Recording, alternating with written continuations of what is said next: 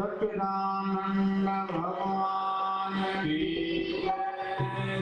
स्वामी देव राम की शंकर भगवान की बांकी बिहारी लाल की लक्ष्मी नारायण भगवान की स्वामी सर्वानंद महाराज की स्वामी शांति प्रकाश महाराज की स्वामी हरदास राम महाराज की स्वामी बसंत राम महाराज की।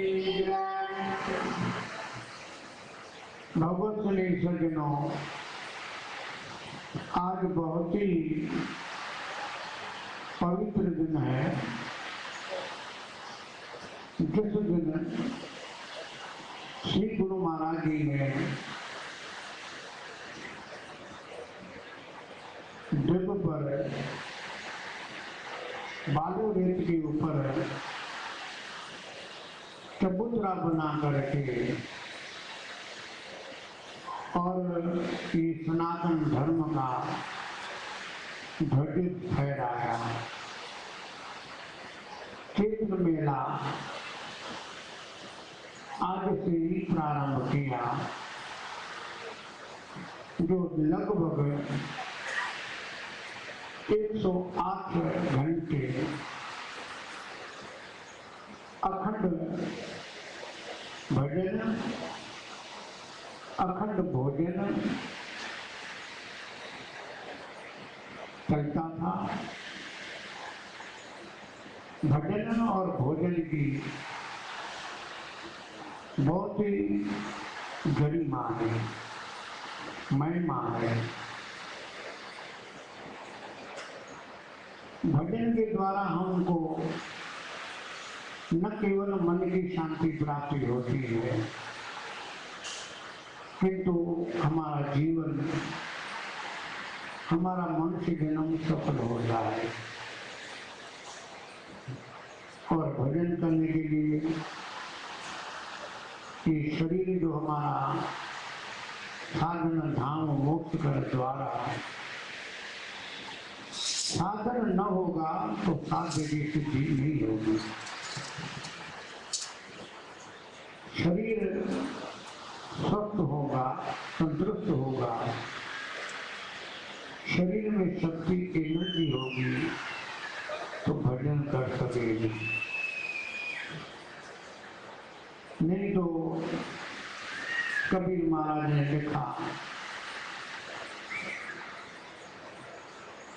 कि यदि खाने के लिए कुछ नहीं है तो हम भजन कैसे कर सकेंगे।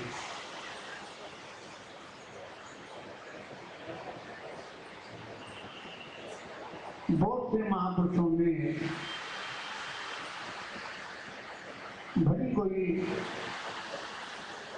सूखी रोटी हो, पतली दाल हो, खुद्याकारी कोकरी कर्द भजन में भंग, इसको टुकड़ा डाल के भजन करो। भूख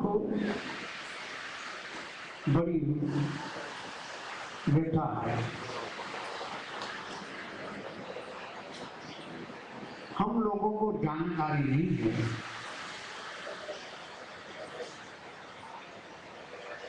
वेद भगवान ने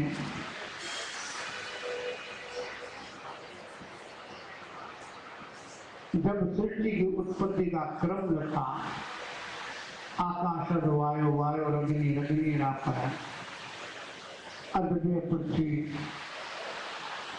पृथ्व्याम औसत है। उस पर परमात्मा से है तो परंपरा बड़ी लंबी, किंतु तैत्तिरीय उपनिषद में केवल लिखा कि आकाश से वायु पैदा हुआ, वायु से अग्नि, अग्नि से जल और जल से पृथ्वी और पृथ्वी से औषधि बनी। अन्न नहीं बना, ध्यान देना।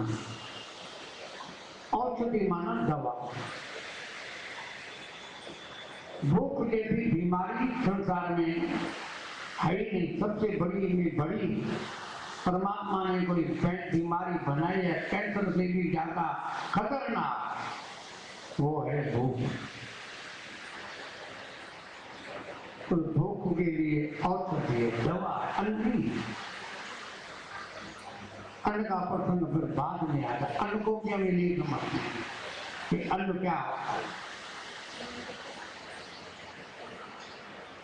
अन्न माना जो खाया जाता है, और हमने अन्न को भी एक घेरा दे दिया। चावल आदि कुछ सब्जियां को अपने मतलब के लिए बना दिया एकादशी के लिए, और बाकी हमने बना दिया द्वादशी के लिए। कुछ दालें गिन ली। जो भी खाया जाता है उसको हमारे सत्शास्त्रों में अन्न कहा गया है। अन्नात् भवति भूतानि। अन्न से ही सभी प्राणी पैदा होते हैं। सभी प्राणी, मनुष्य नहीं पैदा होते, सभी प्राणी। जो खाया जाए, घास खाते हैं पशु, वो उनके लिए अन्न है।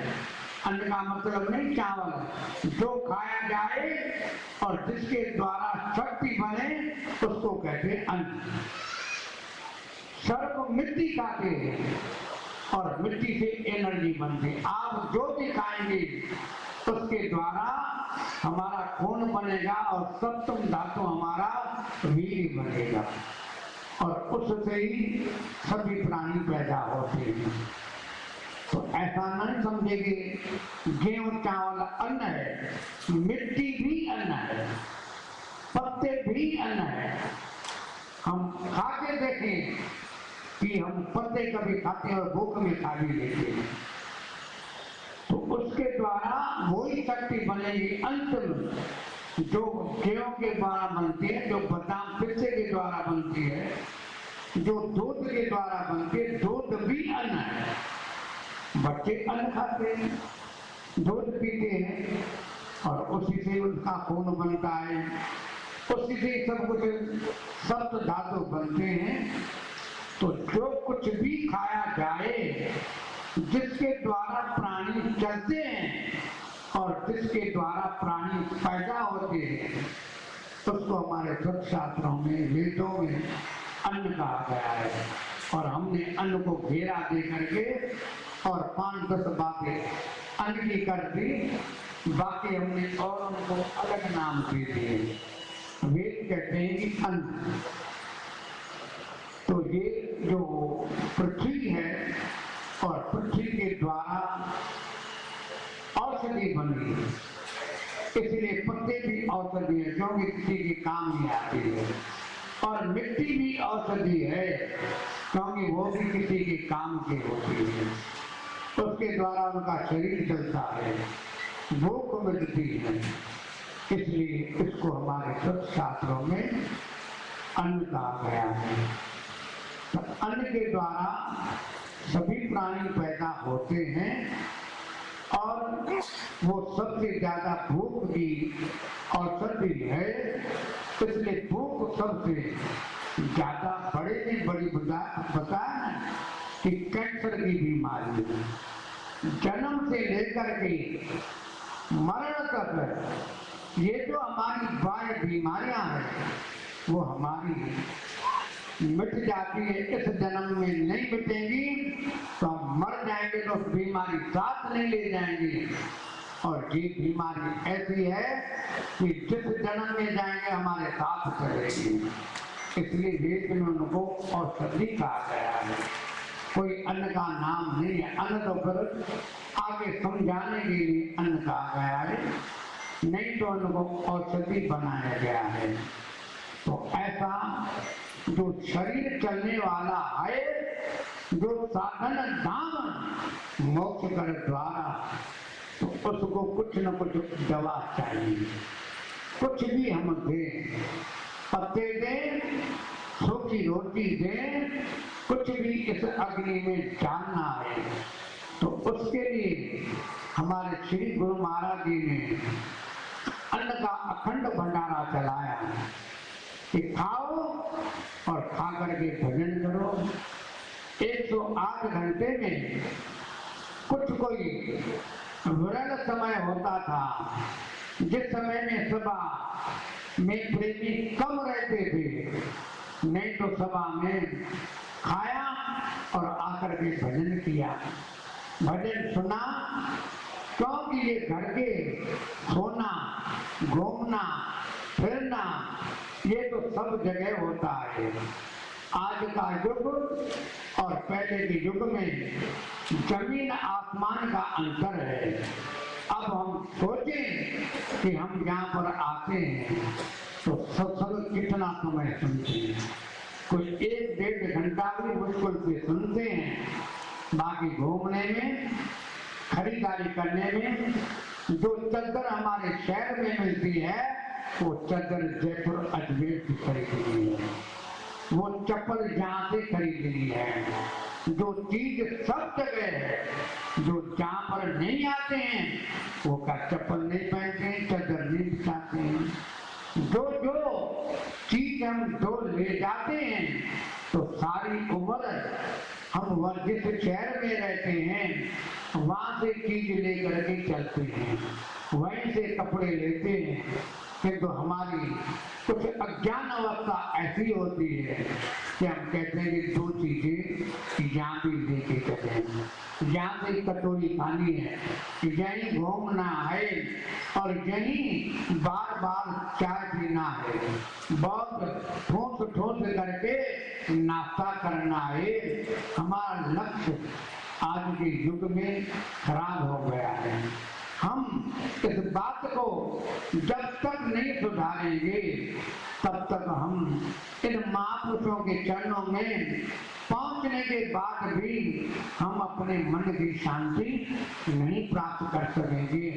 क्यों कि साधन जो शांति का तरीका है वो हम नहीं करते हैं। बिना तरीके के दवा एक हो और हम दूसरी दवा लेंगे तो बीमारी तो नहीं हटेगी और बीमारी चढ़ जाएगी। इसलिए हमारे वो मन की शांति तो नहीं होती है और बीमारियां बढ़ जाती है। वो क्या हो जाती है? वेद, विरोध, ईर्ष्या, संतों औरों की जो निंदा छोड़ो, दूसरे संतों की निंदा करना, ये हमारे भी जीवन में और बढ़ जाती है। क्यों कि उसका कारण यही है कि हम दवा गलत ले लेते हैं। आए हैं लठवारे साईं जी चरण में पहुंचो था ये जो मेलो आए तो पंहिंजो केवल लौकिक मेलो आहे। छाकाणि जेको वॾो मेलो थींदो तो सभु नासिक में मेलो थींदो। कुंभ जे मेले में सभई प्रेमी गॾिबा, सभई उन में लाभ वठनि, इहो मेलो उते थींदो।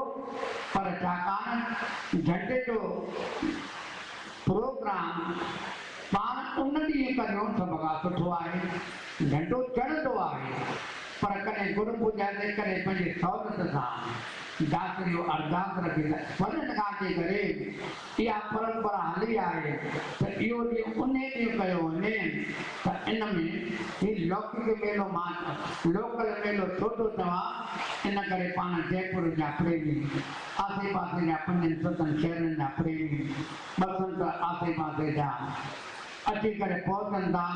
इन करे इहो लोकल मेलो आहे। उहो ई मेलो शहंशाह जो वॾो ई मेलो आहे। पर छाकाणि जेको मिलणु झुलणु सार्वजनिक थींदो आहे उहो पंहिंजो घटि आहे। इन जे लाइ इहो थिए थो अचो इन शहनशाह जे चरण में पहुता आहियूं त भॻवान खे प्रार्थना करियूं था चऊं परमेश्वर तूं पूर्ण आई दीनानाथ दयाल हरि परमेश्वर तूं पूर्ण आई दीनानाथ दयाल हरि अंग अंग में जो आए मन भरियो अंग अंग में जो आए मन भरियो करो करिया हरि करो करिया हरि ओ माती के पावन करियो ओ माती के पावन करियो जाई करियो पावन हरि ओ माती के पावन करियो जाई करियो पावन हरि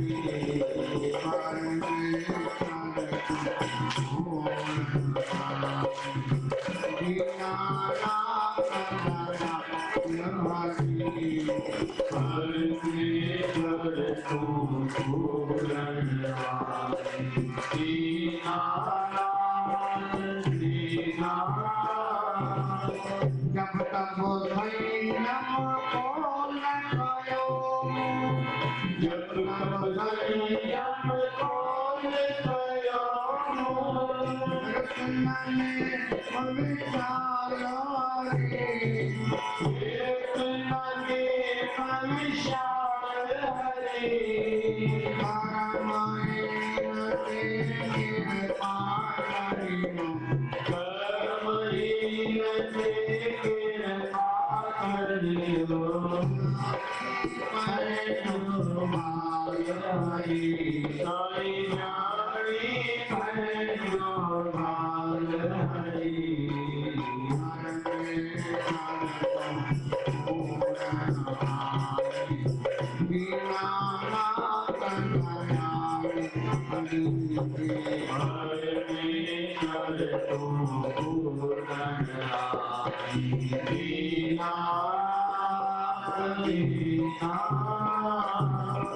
जुग जुग में नित्य भगत की जुग जुग में नित्य भगत की कैसे रखे नंद पाल रे कैसे रखे रखपाल रे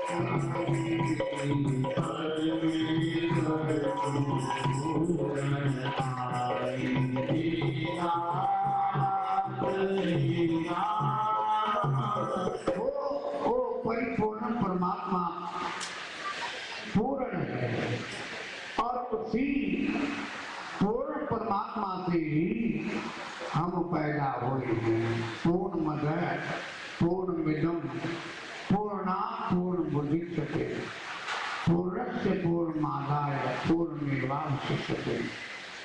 इस नाम रूपात्मक जगत के पहले भी वो परिपूर्ण परमात्मा पूर्ण थे और अभी जो ये जगत है, जगत पैदा हुआ, उस जगत पैदा होने के बाद भी वो परमात्मा पूर्ण है, उनमें कोई कमी नहीं आई।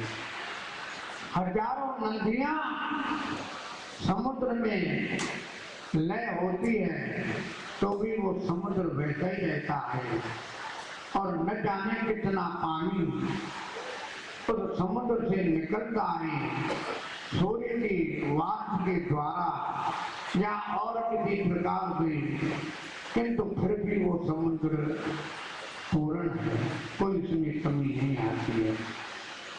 पानी तो छोड़ो, हजारों टन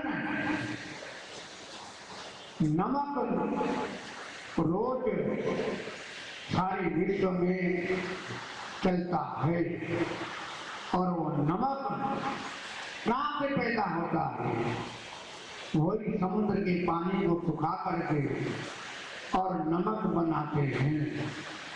तो हजारों टन प्रतिदिन समुद्र से नमक निकलता है और न जाने कितनी अमृत जैसी नदियां उसमें लय होती है, किंतु समुद्र के पानी में कमी नहीं आते, वो ही खारे का खारा होता है।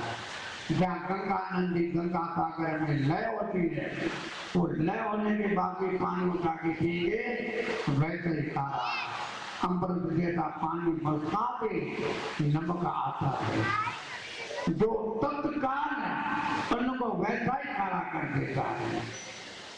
निकलने के बाद भी खारे पड़े में कमी नहीं आती है। हमारे लिए कितनी संतान, आज तो हम एक या दो पैदा करते हैं, पहले जमाने में 20-20 संतानें पैदा होती थी, तो 20 संतान पैदा हो 15 हो, फिर भी वो माता में कोई कमी नहीं आती है। कितना आकार शरीर से निकलता है, पर माता वैसी की वैसी रहती है, कोई उन माता में कमी नहीं आती है। कितने भी बच्चे पैदा करें, मैं देखता हूँ, आप देखो ध्यान से, हजारों टन उस धरती से अन्न पैदा होता है, घास पैदा होता है। मैं बार बार ध्यान देता हूँ और पृथ्वी माता को कहता हूँ, आप देखेंगे तो 1-2 इंच भी उस धरती में कमी नहीं आती है, कितना वृक्ष पैदा होता है। आप देखेंगे वो उसमें कहते हैं कि वृक्ष है, पौधे हैं, वो मिट्टी खाते हैं। अरे खावे मिट्टी तो फिर मिट्टी में कमी तो आनी चाहिए, किंतु उस मिट्टी में कमी नहीं आती। धरती वहां की वहां, ध्यान दो आज के बाद, आज तक नहीं ध्यान दिया हो तो ध्यान दो। कुम्हार मिट्टी निकालता है तो खड्डा हो जाता है, अरे जितना इतना अन्न पैदा होता है कोई खड्डा नहीं होता। कहाँ से वो अन्न मिट्टी आती है जो पौधे खाते हैं, कितना अन्न पैदा होता तो कुछ तो है। अरे दैव की सृष्टि ऐसी है जिसका आप अंत पा नहीं सकते हैं, उसी की हम अंत है और उसी की सर्वस्वामी देवराम महाराज वही पूर्ण है। हम उनको छोड़ करके पता नहीं कहाँ भटकते हैं, कहाँ सुखा करते हैं। हमारा पापी मन, हम पगले, हमारा पूर्ण विश्वास नहीं है। और पूर्ण सर्वस्वामी देवराम महाराज लठवारो साईं पारा गढ़वारे पर अलग पाना किसी के आओ पूर्ण संकल्प करें कि हे गुरु महाराज आप पूर्ण हैं, हम भी आपके अंश पूर्ण हैं, वो परमात्मा भी पूर्ण है और पूर्ण से हम अंश पैदा हुए, हम भी पूर्ण हैं। माँ के 2 अंग हैं, अणु में आए और वो अंग उस शरीर में माँ के पेट में आए, वो बढ़ करके भी पूर्ण आया। न माँ में कमी न बाप में कमी, सभी पूर्ण पूर्ण है। आज वो पूर्ण परमात्मा गुरु महाराज के पावन ध्वजारोहण के जो चैत्र का मेला प्रारंभ हुआ और पूर्ण की शरण में आए हैं। हम भी पूर्ण हैं और पूर्ण का संकल्प करके जाएंगे तो हमारा मेला